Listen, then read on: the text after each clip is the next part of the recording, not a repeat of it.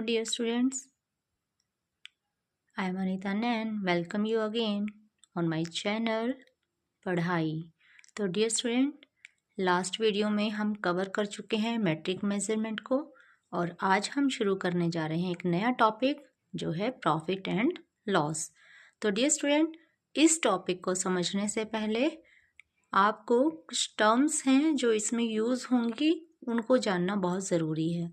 तो चलिए हम स्टार्ट करते हैं। तो प्रॉफिट एंड लॉस में जो टर्म्स इंक्लूड होती हैं वो हैं cost price, selling price, overhead charges, profit, loss. तो ये कुछ ऐसे वर्ड हैं जो बार बार इस चैप्टर में रिपीट होंगे। तो चलिए हम सीखते हैं कि ये टर्म्स क्या होती हैं। तो डियर स्टूडेंट, सबसे पहले आता है कॉस्ट प्राइस।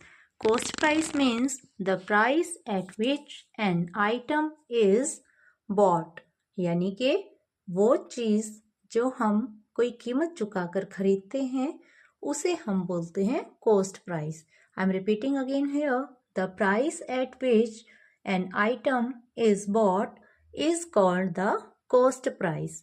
कॉस्ट प्राइस को हम सीपी भी लिख सकते हैं। इसके अंदर सेकंड है टर्म सेलिंग प्राइस।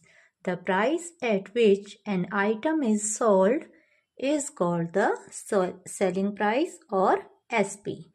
इसके बाद आता है ओवरहेड चार्जेस। ओवरहेड चार्जेस क्या होते हैं students? Any extra charges such as repair and packing charges and transportation charges are called overhead charges. यानी कि जब हम कोई चीज़ खरीदते हैं, अगर उसकी रिपेयर पर कोई खर्चा आता है, उसकी पैकिंग के लिए जो चार्जेस लिए जाते हैं और उस आइटम को मार्केट से हमारे घर तक पहुंचाने के लिए या हमारी शॉप तक पहुंचाने के लिए जो भी ट्रांसपोर्टेशन चार्जेस हम देते हैं वो सब हमारे कहलाते हैं overhead charges. These are added to the cost price. तो डियर स्टूडेंट, जो ये ओवरहेड चार्जेस होते हैं ये हमारे कॉस्ट प्राइस में ही शामिल होते हैं। यानी कि जब हम कोई चीज़ खरीदते हैं तो उसके अंदर ही ये चार्जेस भी शामिल होते हैं और हम जो हमारा सेलर है यानी कि जिससे हम वो चीज़ खरीद रहे हैं उसको इनडायरेक्टली ये पैकिंग चार्जेस, ट्रांसपोर्टेशन चार्जेस और रिपेयर वगैरह का खर्चा भी जो है वो पे करते हैं, जो इसे कॉस्ट प्राइस में शामिल करके हमसे लेते हैं।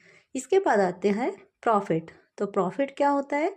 When selling price is greater than cost price, यानी कि हमने किसी चीज़ को जिस दाम पर बेचा है या जिस कीमत पर हमने उसको बेचा है, अगर वो हमारे खरीदने की कीमत से ज़्यादा है तो देयर इज़ अ प्रॉफिट। तो इसका मतलब हमें प्रॉफिट हुआ है।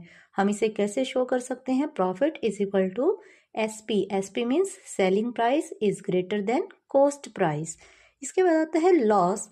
When cost price is greater than selling price, यानी कि अगर हमने जो चीज़ खरीदी है उसकी कीमत ज़्यादा है और हम उसे कम कीमत पर बेच पा रहे हैं तो वहाँ पर हमारा हो जाता है loss. It means cost price is greater than selling price, there is a loss. हम इसे लिख सकते हैं loss is equal to cost price greater than selling price. तो डियर स्टूडेंट, ये कुछ टर्म्स हैं जिनको समझना बहुत ज़रूरी है, तभी हम इस चैप्टर को अच्छे से समझ पाएंगे। ठीक है, तो चलिए हम कुछ एग्जाम्पल लेते हैं। प्रॉफिट और लॉस को समझने के लिए मैंने यहाँ पर एक एग्जाम्पल लिया है, तो चलिए एग्जाम्पल को रीड करते हैं। If the cost price of a dress is ₹982 and it is sold for ₹1452, find the profit और loss made on the dress. यहाँ पर देखिए, स्टेटमेंट को समझना बहुत ज़रूरी है कि कोई ड्रेस है जिसकी कॉस्ट प्राइस क्या होती है? जितने में हमने वो चीज़ खरीदी है। यानी कि आपने कोई ड्रेस 982 रुपीज़ में परचेज की है and it is sold for ₹1452 और आपने उसे 1452 में बेच दिया है, सेल कर दिया है। फाइंड द प्रॉफिट और loss made on the dress. इस ड्रेस की प्रोसेसिंग पर, यानी कि खरीदने से लेकर बेचने तक आपने उस पर प्रॉफिट कमाया है या लॉस हुआ है, वो हमें फाइंड आउट करना है। तो चलिए सोल्यूशन देखते हैं। Selling price of the dress, यानी कि सेलिंग प्राइस क्या है? 1452 and the cost price of the dress is ₹982। तो डियर स्टूडेंट, इसको स्टेटमेंट को देखने से ही हमें पता चल रहा है कि जो सेलिंग प्राइस है, सोल्ड का मतलब है सेलिंग प्राइस, और यहाँ पर कॉस्ट प्राइस हमें बिल्कुल डायरेक्टली दिया हुआ है, तो हमें पता चल रहा है कि सेलिंग प्राइस ग्रेटर है कॉस्ट प्राइस से। It means there is a profit.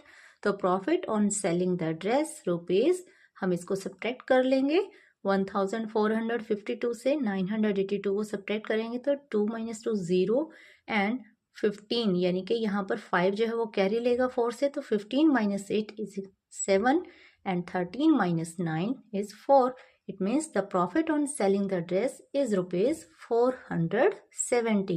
यहाँ पर मैं आपको फिर से बता दूं कि प्रॉफिट क्यों हो रहा है। यहाँ पर selling price is greater than cost price.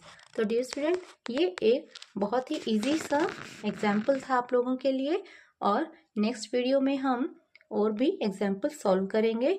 तो एक और बात मैं यहाँ कहना चाहूँगी कि अगर आपको अभी भी मैट्रिक मेजरमेंट से रिलेटेड कोई भी किसी तरह की प्रॉब्लम है, सॉल्यूशन चाहिए, अगर आपको बुक से रिलेटेड सॉल्यूशन चाहिए, तो डियर स्टूडेंट मैं उस पर और भी वीडियोस तैयार कर सकती हूँ। तो मुझे कमेंट सेक्शन में ज़रूर लिखिए और subscribe the channel, like the video, share the video. Till then, take care. Goodbye.